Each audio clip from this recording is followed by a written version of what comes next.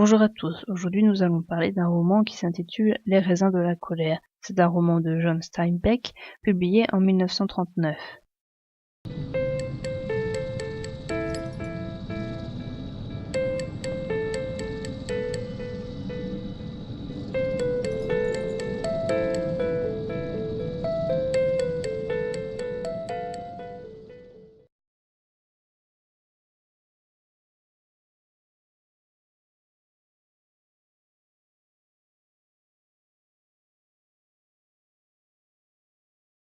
Tom, un des fils de la famille Joad, vient de sortir de prison où il a passé 4 ans pour homicide. Il fait de l'autostop avec un camion pour rentrer chez sa famille. Sur le chemin de la maison, il rencontre un ancien pasteur, Jim Casey.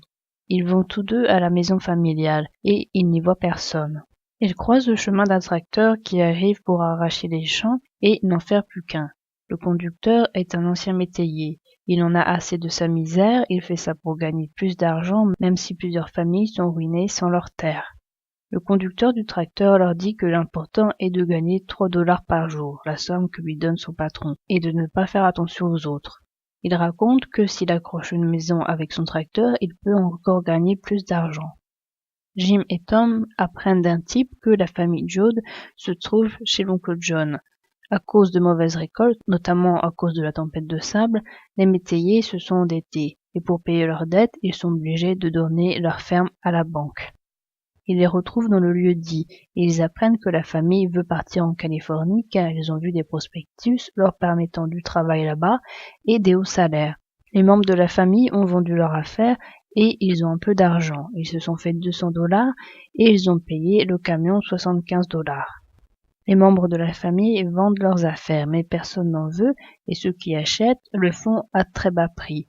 Pour les propriétaires, les objets ont une valeur sentimentale, mais par manque de place, ils ne peuvent pas les prendre dans la voiture. Ceux qui les achètent ne sont même pas de la région et ils se font plein de fric avec.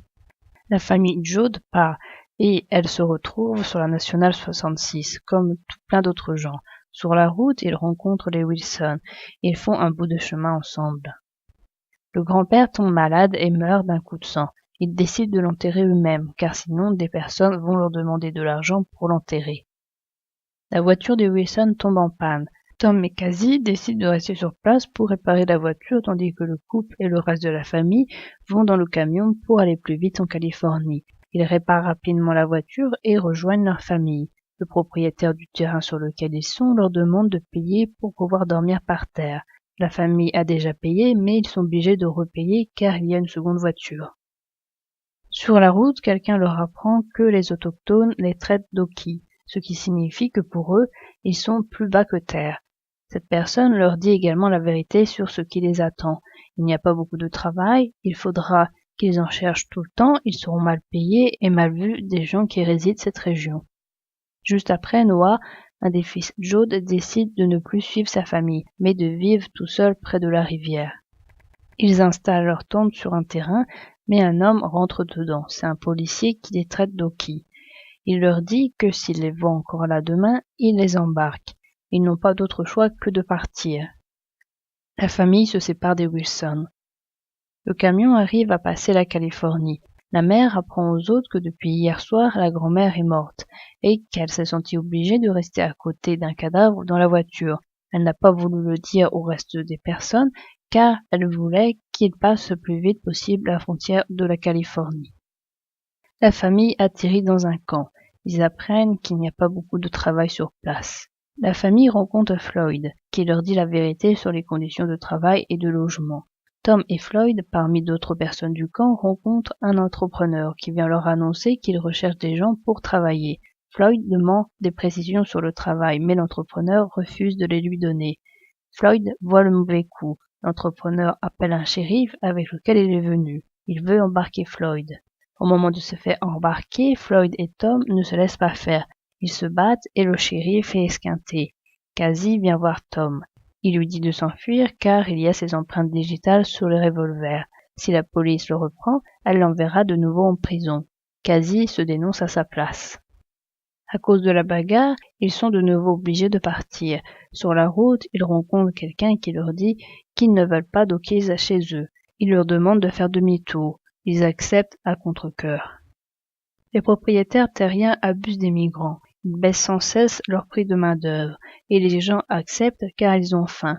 Ils sont même capables de proposer un salaire encore plus bas car ils sont prêts à tout pour manger quelque chose. Ils ont eux-mêmes à se nourrir mais aussi leurs enfants qui ont faim ou qui sont malades. Ils entrent dans un nouveau camp où il y a des lavabos, des douches et des cabinets. La famille les découvre pour la première fois. La police n'a pas le droit d'entrer dans ce camp. Il existe un comité. En sachant que le comité va venir les voir, Mame Jode prépare à manger et elle pousse les autres à prendre soin d'eux. Le directeur du camp vient les voir ainsi que 3 femmes du comité. La mère leur offre du café. Rose rencontre une femme qui lui fait peur car elle lui dit que, puisqu'elle a dansé, elle perdra son bébé. Ils partent du camp, ils crèvent avec leur voiture et ils finissent par arriver dans une ferme pour cueillir des pêches. Un type leur fait crédit d'$1 pour qu'ils aillent chercher à manger. Mame Jode va dans un magasin. Elle se rend compte que c'est plus cher qu'ailleurs, sous prétexte que le vendeur inclut le coût d'un bidon d'essence que les acheteurs devraient acheter s'ils devaient chercher leur nourriture ailleurs. Tom rencontre par hasard Casey. Il rencontre des grévistes. Ces derniers leur disent qu'au début on leur donnait un assez bon salaire et que après on leur donnait de moins en moins. Les salariés sous-payés ont fini par faire grève. Les Jode, en acceptant le salaire qu'ils ont eu en cueillant des pêches, ont, sans le faire exprès, cassé la grève. Un garde tue volontairement Casey en lui mettant un coup de pioche dans le crâne. Tom, qui ne peut supporter la situation, l'assomme, puis il s'enfuit. Tom ne sait même pas s'il l'a tué. La famille repart et arrive dans une ferme pour cueillir le coton. Ils se font encore une fois de plus arnaquer car il faut acheter le sac pour cueillir le coton qui sera retenu sur le salaire. Cependant, ils ont un endroit pour loger. Ils sont dans un wagon. La mère, sans rien dire à personne, emporte à manger et va rejoindre Tom en cachette. Tom dit à sa mère qu'il veut aider les gens qui sont dans leur situation. Il n'en peut plus de se taire, il veut au contraire dénoncer les faits. Al rencontre une fille qui est voisine de leur habitation. Ils veulent se marier et Al veut travailler dans un garage et avoir une maison avec sa future femme. La saison des pluies commence. Rose accouche, mais son enfant est mort-né, tandis que les hommes essayent de construire une digue dehors pour empêcher la montée des eaux. Rose et la mère de la famille vont dans une grange. Ils y trouvent 2 hommes, un père et son fils. Le père est malade car il meurt de faim. Rose lui donne son lait.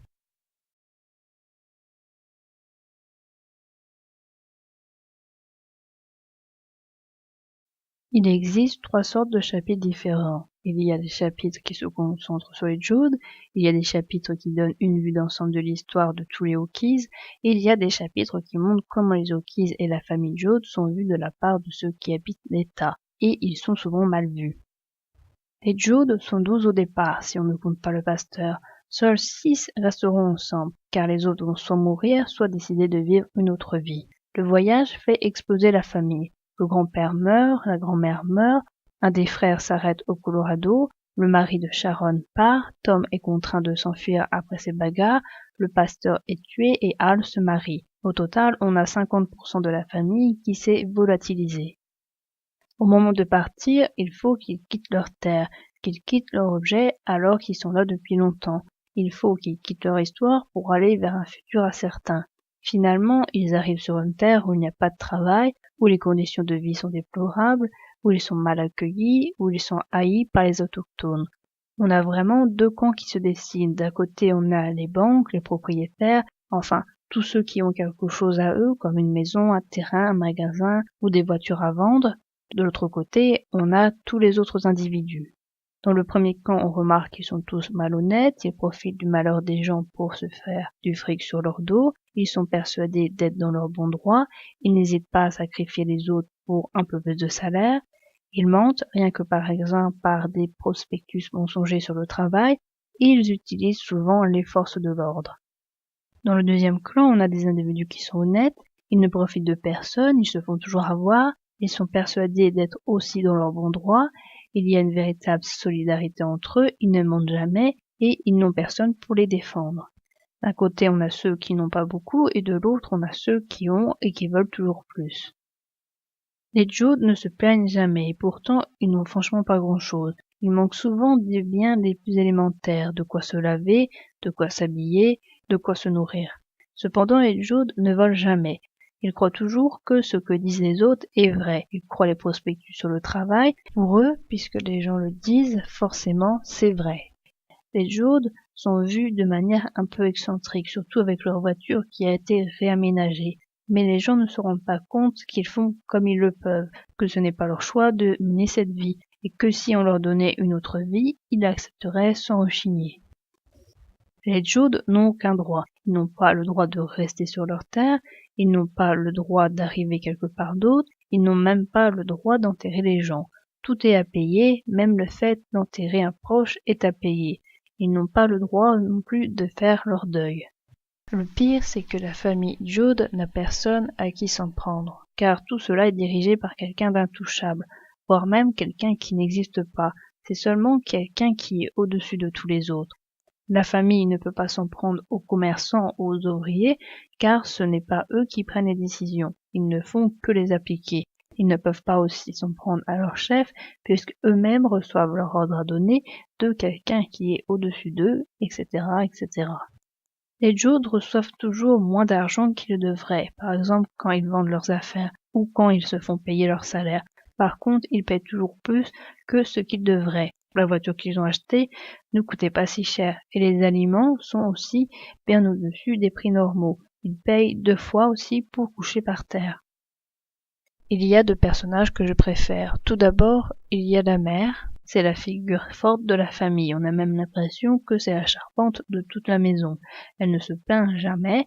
Elle fait toujours de son mieux pour remonter le moral de tout le monde, surtout de sa fille Rose, qui est la plupart du temps désespérée. Elle donne aussi ses biens quand elle n'a déjà pas grand-chose pour elle. Par exemple, quand elle donne à manger aux enfants d'une tante voisine, alors qu'elle-même n'a pas beaucoup pour sa propre famille. Malgré sa misère, elle reste digne, déjà à l'intérieur d'elle-même, c'est-à-dire moralement, mais aussi vis-à-vis du regard des gens qui sont à l'extérieur. Par exemple, elle sert à manger ou du café aux gens qui sont à l'extérieur de sa famille et qui viennent lui rendre visite. Quand elle le peut, elle pousse sa famille à se laver pour donner une bonne image aux individus de l'extérieur. Elle ne boit pas d'alcool, elle ne se laisse jamais aller à la désespérance. L'autre personnage que j'aime beaucoup est Tom. C'est la seconde personne forte. C'est le second pilier de toute la famille. C'est un des rares qui s'aperçoit que sa famille est exploitée. Le fait que sa famille ait une vie plus dure que les autres parce qu'ils sont pauvres l'indigne. Il ne peut pas rester comme ça, courbé devant les autres alors qu'il n'a rien à se reprocher. Pour lui, la pauvreté ne conduit pas à une infériorité. Ce n'est pas parce qu'un individu est pauvre qu'il doit courber les chines devant les autres. Il ne supporte pas de se laisser faire par les autres. Il y a beaucoup de moments où il n'arrive pas à contenir sa colère. Par exemple, quand il a commis son homicide, lorsqu'il a assommé le shérif et le tueur de Jim Casey. Il a du mal aussi à contenir sa colère lorsqu'un agent leur demande de faire marche arrière car les autochtones ne veulent pas d'Okies sur leur terre. La colère de Tom est toujours justifiée. Il est dans une situation où il n'est pas possible de se contenir et où franchement très peu d'hommes arriveraient à se contenir. Le reste de la famille arrive à contenir leur colère et je me demande bien comment ils font. Tom se met en colère quand il considère qu'une situation est injuste pour lui-même ou pour sa famille. Il est souvent obligé de se mettre dans cet état. En effet, car s'il n'avait pas commis de meurtre, l'autre type l'aurait peut-être tué. Sa colère provient de la non-satisfaction de besoins plus qu'essentiels. Il ne veut pas mourir, il ne veut pas que des personnes proches meurent, il veut se nourrir pour ne pas mourir. Dès que les Okies veulent se défendre, on les traite de rouges. On a vraiment l'impression que la famille Jode est aliénée. C'est franchement encore plus fort que ça, car aliéné signifie qu'on enlève le libre arbitre à quelqu'un. Or là, c'est encore plus fort que ça. On dirait que les gens veulent qu'ils disparaissent, qu'ils meurent, qu'ils n'existent plus. On dirait qu'ils sont de trop et que leur disparition ne serait que meilleure pour tout le monde. Or, si les Okies n'existaient pas, les autres, ceux qui profitent d'eux, ne pourraient pas exister. La famille ne paraît presque jamais en colère. Par contre, les lecteurs, eux, repartent en colère. Les lecteurs sont vraiment en colère du manque de chance de cette famille, sur qui tous les malheurs tombent dessus, de cette famille qui ne se révolte même pas, et continue tout de même à vivre leur train de vie infernal, parce qu'ils ne peuvent pas faire autrement. Au final, les lecteurs sont plus énervés que les Jodes. On se rend bien compte, qu'en les côtoyant tous les jours, qu'ils n'ont rien fait pour mériter cela, qu'ils ont une plus grande valeur morale que les autres. De plus, certains membres s'en veulent de choses pour lesquelles ils n'ont pas le droit de s'en vouloir. Par exemple, quand Rose s'en veut d'avoir dansé, ou quand l'oncle s'en veut de la mort de sa femme. Les Jodes sont déjà pénalisés à la base, car ils sont pauvres. Et c'est précisément eux qui doivent déménager, alors que, on le voit, le déménagement rend les gens encore plus pauvres.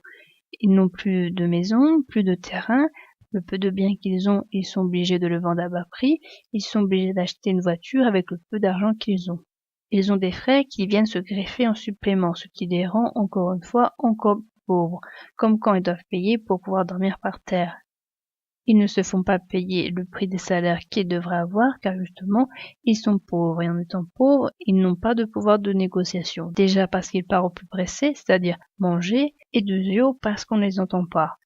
On se rend bien compte que c'est parce qu'ils sont pauvres qu'ils reçoivent encore plus de pénalités de la part des autres.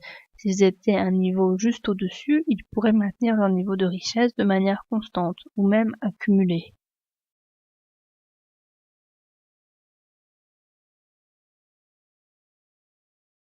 Quand tout ce qui était vendable avait été vendu, fourneaux, lits, chaises et tables, petites armoires encastrées, baignoires et réservoirs, il restait encore des masses d'objets, et les femmes s'asseyaient au milieu, et tournaient dans leurs mains, le regard perdu au loin, dans le passé, images, carreaux de verre. Tiens, voilà un vase. Voyons, tu sais bien ce que nous pouvons emporter et ce que nous ne pouvons pas emporter. Nous comprons la belle étoile. Quelques pots pour faire la cuisine et pour nous laver, et des matelas et des couvre-pieds, lanternes et seaux, et une pièce de toile. On s'en servira pour faire une tente. Ce bidon de pétrole, vous savez ce que c'est ça? C'est le fourneau. Et les vêtements. Prends tous les vêtements. Et le fusil, on ne pourrait pas partir sans fusil. Quand les souliers, les vêtements, les vivres, quand l'espoir même auront disparu, il nous restera toujours le fusil. Quand grand-père est venu, est-ce que je vous l'ai dit? Il avait du sel, du poivre et un fusil. Rien d'autre. Ça, on le prend. Et une bouteille d'eau. Je crois bien qu'on n'a plus de place maintenant. Plein jusqu'au bord, et les gosses peuvent s'asseoir dans la roulotte, et grand-mère sur un matelas. Des outils, pelle, scie, clé anglaise, tenaille, une hache aussi. Il y a 40 ans qu'on l'a, cette hache. Voyez comme elle est usée. Et des cordes, naturellement. Le reste, faut le laisser, ou le brûler. Et les enfants arrivaient. Si Marie emporte cette poupée, cette vieille poupée de chiffon, moi je veux emporter mon arc indien. Ça je le veux, et ce bâton rond qui est aussi gros que moi. Je pourrais bien en avoir besoin. Il y a si longtemps que je l'ai ce bâton.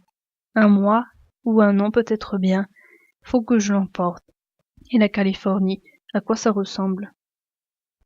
Les femmes étaient assises parmi les objets condamnés, les retournant, les yeux perdus au loin, vers le passé. Ce livre, il appartenait à mon père. Il aimait bien les livres. Pilgrim's Progress. Il le lisait, il y a son nom dedans. Et sa pipe, elle sent encore le rance. Et cette image, un ange. Je vais tant regarder cet ange avant d'avoir eu mes 3 premiers. Ça n'a pas servi à grand-chose, faut bien le dire. Penses-tu qu'on pourrait emporter ce chien de porcelaine? C'est tante Sadie qui l'avait rapporté de l'exposition de Saint-Louis. Tu vois, il y a quelque chose d'écrit dessus. Non, vaut mieux pas. Voilà une lettre que mon frère a écrite la veille de sa mort. Voilà un chapeau démodé. Ses plumes. Elles n'ont jamais servi. Non, il n'y a pas de place. Comment vivre sans nos vies? Comment pourrons-nous savoir que c'est nous, sans notre passé? Non, faut le laisser, brûle-le. Assis, ils le regardaient et le brûlaient dans leurs souvenirs. Je me demandais quel effet ça nous fera de ne pas connaître la terre qu'on aura devant notre porte. Et si on s'éveillait la nuit et qu'on se dise, qu'on sache que le saule n'est plus là. Peux-tu vivre sans le saule? Non, tu ne peux pas. Le saule, c'est toi. La douleur sur ce matelas, cette horrible douleur, c'est toi. Et les enfants. Si Sam emporte son arc indien et son long bâton, moi je veux emporter 2 choses. Je choisis le coussin en duvet. Il est à moi. Et brusquement, il s'énerve. Faut se dépêcher de partir, on ne peut pas attendre. Nous ne pouvons pas attendre. Ils empilent les objets dans la cour, ils y mettent le feu. Debout, ils les regardent brûler. Et puis, pris d'une hâte désespérée, ils chargent les voitures et s'en vont dans la poussière. Et les camions partis, la poussière flotte encore dans l'air un long moment.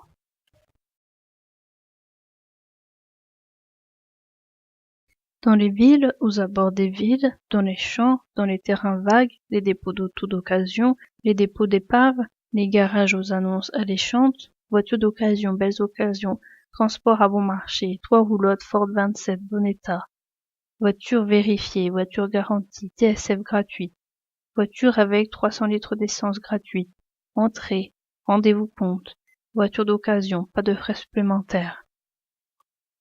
Un terrain vague, une maison assez grande pour contenir un bureau, une chaise et un cahier bleu. Pile de contrats au coin corné, retenus par des agrafes, état bien propre de contrat, encore vierge. Stylo. Ayez toujours votre stylo plein, toujours prêt à fonctionner. On a vu rater des ventes parce qu'un stylo ne marchait pas.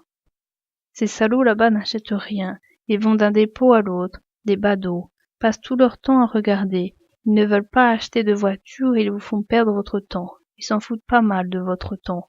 Là-bas, ces deux-là. Non avec les gosses. Collez-les dans une bagnole. Commencez à 200 et rabattez un peu. Ils ont l'air bons pour 125. Chauffez-les. Faites-leur faire un tour dans une chignole. Collez-leur-en une de force. Ils nous ont pris assez de temps. Propriétaire aux manches retroussées, vendeur soigné, précis, mortel, petits yeux aigus à l'affût des instants de faiblesse. Surveillez la figure de la femme. Si ça plaît à la femme, on pourra baiser le mari. Lancez-les sur cette Cadillac. Après ça, descendez jusqu'à la Buick 26. Si vous commencez par la Buick, il sera patron sur une Ford. Relevez vos manches, et au boulot, ça ne durera pas toujours. Montrez-leur la nage pendant que je regonfle à bloc la Dodge 25 qui a un pneu qui perd. Je vous ferai signe quand elle sera prête.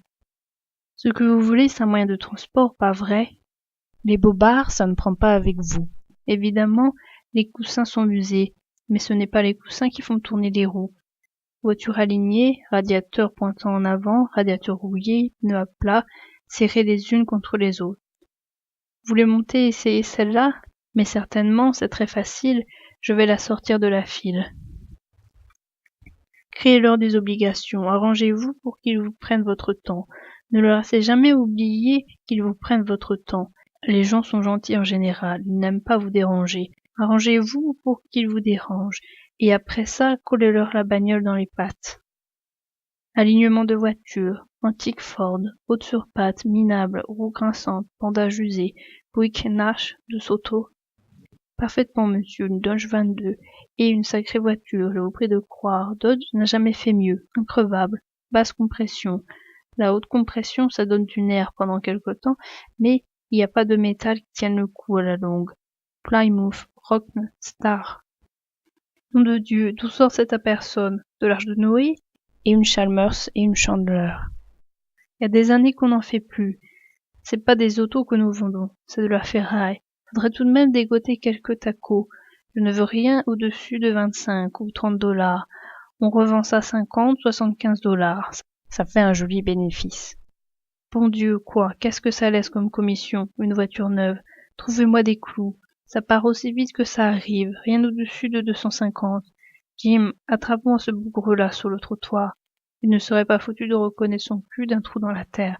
Essaie de lui refiler la personne. Mais où est-elle passée cette personne? Vendue? Faut se grouiller de trouver des tacos, sinon on n'aura plus rien à vendre. Fanion rouge et blanc, blanc et bleu, tout le long du trottoir. Voiture d'occasion est à neuf.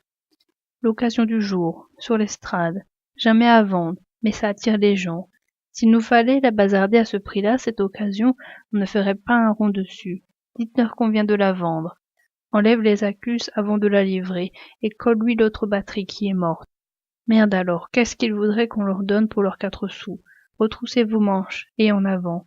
Ça ne durera pas toujours. Si j'avais assez de bagnoles, je me retirerais des affaires dans 6 mois. Dis donc, Jim, j'ai entendu l'arrière de cette Chevrolet, on dirait qu'elle brasse des testons de bouteilles. Colle-y 2 ou 3 livres de sûr. Colle-en aussi dans la boîte de vitesse. Faudra me bazarder cette tinette pour 35 $. L'enfant de garce, il m'a eu avec celle-là. Je lui en ai offert 10 $, il m'a poussé à 15. Et puis le bougre de salaud a sorti tous les outils. Nom de Dieu de bon Dieu, si j'avais seulement 500 bagnoles. Ça ne va pas durer. Quoi? Les pneus ne lui plaisent pas? Dis-lui qu'ils ont des mille dans le ventre et rabat 1 $. Morceaux de débris rouillés contre la palissade, rangées d'épaves lamentables dans le fond, pare-choc, pièces noires de graisse, bloc moteur gisant par terre avec un pied d'angélique poussant au milieu des cylindres. Tiges de frein, tuyaux d'échappement lovés comme des serpents. Graisse, essence. Regarde si tu ne peux pas trouver une bougie qui serait pas fondue. Nom de Dieu, dire que si j'avais 50 roulottes à moins de 100 $ pièce, je ferais fortune. Qu'est-ce qu'il a rouskaillé? On vend des bagnoles, on ne les pousse pas à domicile. Pas mauvais comme slogan. On ne les pousse pas à domicile. Je te parle que je le passe dans la casette de l'auto. Tu ne crois pas que ce soit un client en perspective? Alors fous-le dehors. Nous avons autre chose à faire qu'à perdre notre temps avec un type qui ne sait pas ce qu'il veut. Enlève le pneu avant droit de cette Graham Page. Mets-le de côté réparé dessous. Le reste a de l'allure. Il y a de la toile et tout ce qu'il faut. 50 000 miles dans le ventre, ce vieux clou, pour sûr. Veillez à ce qu'elle ait toujours de l'huile. Au revoir, bonne chance.